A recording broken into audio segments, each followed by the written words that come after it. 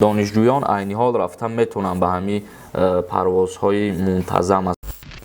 چرا نرخ بلیط ها اینقدر گران میباشند که عین حال پرواز به انجام رسانیده است؟ این نرخ بلیط ها را شرکت روسی خودش مقرر کرده. نفرانی که در فدراسیای روسیه شهری مسکو قرار دارند و اگر از درد دندان اذیت میکشند، پس به رقم های روی اکران مراجعت نمایید. به همه نمود درد دندان معالجه میسازند. از نام یوریستیجی مراجعت کنین، اسکیدکاتون میکنند. استоматологیای برادران تاجیک در شهری مسکو.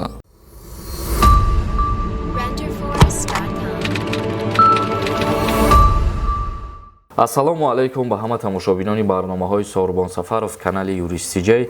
Видеои имрӯзаи мо оиди як каме ахборот дар бораи ширкати ҳавопаймоии Уральские авиалиния парвозҳош аз ҷумҳурии Тоҷикистон ба Федератсияи Россия.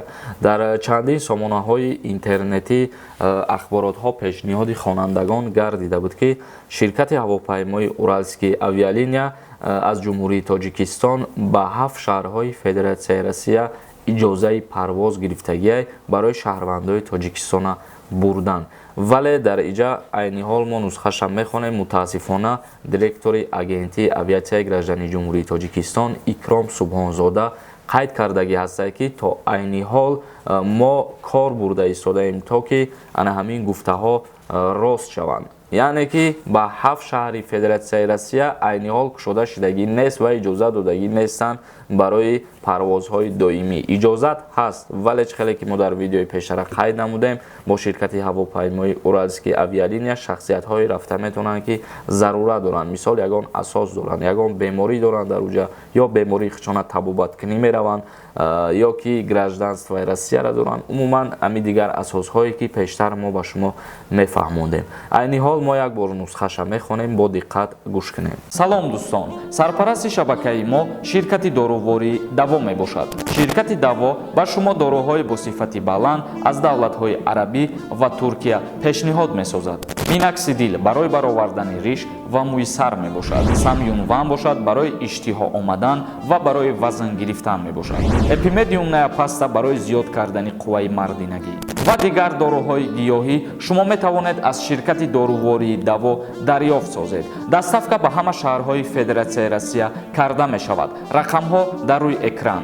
Суроғаи ширкати Даво дар шаҳри Москва, кӯчаи Складочная, дом 1, строения 18, падези 8 ва ошёнаи 4 бо ширкати дорувории Даво бошед. ширкати русии ҳавопаймоии Уральские авиалиния барои анҷом додани парвозҳои мустақим аз Тоҷикистон ба 7 шаҳри Россия иҷозат мегирад. Ин дар ҳолест ки Икром Субҳонзода мудири оҷонсии ҳавонавардии шаҳрвандии Тоҷикистон мегӯяд, дар ҳоли ҳозир танҳо Somon Air ва Ютер иҷозаи парвозҳои мустақимро доранд. Дар асоси хабарҳои пайдошуда ки гӯё ширкати ҳавопаймоии Уральские авиалиния парвозҳои мунтазам анҷом медиҳад, мо кор бурда истодаем, гуфт Субҳонзода, директори агентии авиатсияи граждании ҷумҳурии Тоҷикистон. Бинобар иттилооте ки мо дар яке аз хазинаҳои билетфурӯшӣ дарёфт кардем, мактуби дарёфти иҷозаи парвозҳо аз сӯи ширкати Уральские авиалиния ба онҳо дирӯз расидааст, вале нагуфтанд ки ин мактуб аз кадом ниҳод ба онҳо ирсол карда шудааст. дар ҳоле ки ширкати ҳавопаймоии Уральские авиалинияра раисҳои мунтазама иҷозат доданд, парвозҳош аз ҷумҳурии Тоҷикистон шурӯъ мешавад ба шаҳрҳои Москва, Санкт-Петербург, Новосибирск, Самара, Екатеринбург, Уфа ва Казан. ҳамин шаҳрҳое ки мо номбар кардем бояд аз ҷониби ширкати ҳавопаймоии Федератсияи Россия Уральские авиалиния аз ҷумҳурии Тоҷикистон барои интиқол додани шаҳрвандои тоҷик парвозҳои худша шурӯъ бигардонанд. ва ногуфта намонад, боз қайд кардагӣ ҳастанд ки ширкати Федератсияи Россия Уральский нархи чиптаҳош мумкин чанд маротиба боз аз ширкатҳои ки айни ҳол парвоз ба анҷом расонидаистанд қиматтар бошад. яъне мо ширкати Somon Air ва Ютера дар назар дорем. Уральский мумкин ки аз ҳамёрам қиматтар бошад ва дар иҷа тақрибан овардагианд нархҳое ки дар ҳамун хазинаҳои чиптафурӯшӣ гуфтушунид кардагӣ ҳастанд бо шаҳрвандо аз 8000 то 15000 сомона дар бар мегирад гуфтагианд. ва дар иҷа боз шаҳрвандо савол додагӣ ҳастанд ба ҳамун намояндаи ширкат ки чаро нархи билетҳо инқадар гарон мебошанд ва дар ҷавоби савол чунин қайд тайид кардагӣ ҳастанд ки ин нархи билетҳоро ширкати русӣ худаш муқаррар кардагӣ, яъне ки ширкати Уральские авиалиния ширкати Федератсияи Россия мебошад ва нархномаи билетҳоро худи ҳамин ширкат мондагӣ бидоед. Бародарони азиз, як камтар маълумот ҳамин буд оиди ҳамин ширкат ва маълумотҳои нав агар ки дастрас кардем бо ҳатман ба шумо пешниҳод мегардонем. Комментарияҳоро мехонем ва ба саволҳои худтон ҷавоб бигирем. Бо диққат гӯш кунед. Шокиров Шукурҷон нависад: ассалому алайкум ака, нархи билет Хуҷанд Москва 10-11 ҳазор сомон. Ака, ин қимат нестай? Бале, албатта ки қиматай ва мо тарафдорем ва мо муроҷиат мекунем ба намояндаҳои ҳамин ширкатҳо ки то нархи билетҳо арзонтар карда шаванд. Рома 2002 нависад: акаи Сорбон, ман шумода 100 бор менависам, ҷавоб битен, як бор бошад ҳам. Россияда самолет парвоз кард ё ки не? Ман шинидам парвоз кард, лекин Россияи одамора да Москва намонден. Чиба намондест? Чиба?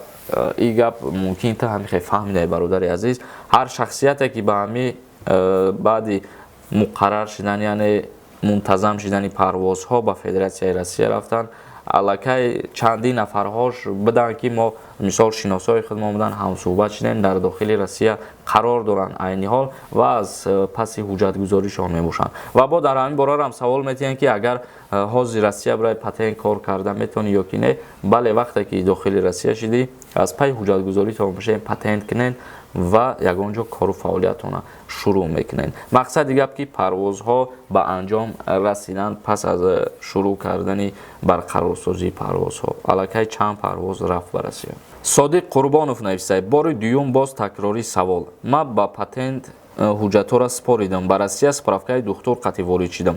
Агар патента бигирам, далилнеши проблема намешавад, дар ҳоле ки агар огоҳ шаванд аз ҳамин кирдори ту, рафтори ту, метавонанд ки туро депортатсия кунанд. Мадина нависад: салом алейкум, нағзани шумо, ака, агар гражданин надошта бошед, Россия рафта метавонем? Бале, бе ягон основания айни ҳол рафта мешавад. Универсал нависад: салом акаи Сорбон, кӯдакҳои то чанд солара паспорт дар кораи барои Россия бурдан. Бародари азиз, ин синни сол надорад ва ямоҳа ё ки яксолаи 10 солаи барои вай ҳатмия гирифтани шиносномаи хориҷӣ, яъне загранпаспорт гирифтан ҳатмия. Ҷураев нависад: донишҷӯёнро кай мебаранд акаи Сорбон? Пешакӣ раҳмат. Донишҷӯён айни ҳол рафта метавонанд ба ҳамин парвозҳои мунтазам аз шаҳри Душанбе, вале ҳар як шахсияте ки дар ягон донишгоҳ ё донишкадаи ҳамун Федератсияи Россия таҳсил мекунад, бояд пеш аз сафар карданаш ҳамун донишгоҳи худшона огоҳ кунад ва хабардор кунад ки мисол иҷозат битиянша аз ҷониби ҳамун донишгоҳаш. Барое ки мисол мегирем, агар ягон донишгоҳе ҳастае ки мисол бо сабаби ягон чи як моҳа ё ки як ҳафтаина боз студентҳоро ҷавоб метиҳанд, ба ҳамин хотир иҷозатдодагӣ ҳастанд, вале шумо ба ҳамун донишгоҳи худтон муроҷиат мекунед ки мо омаданием, сафар мекунем, бе ягон мушкилӣ мерем.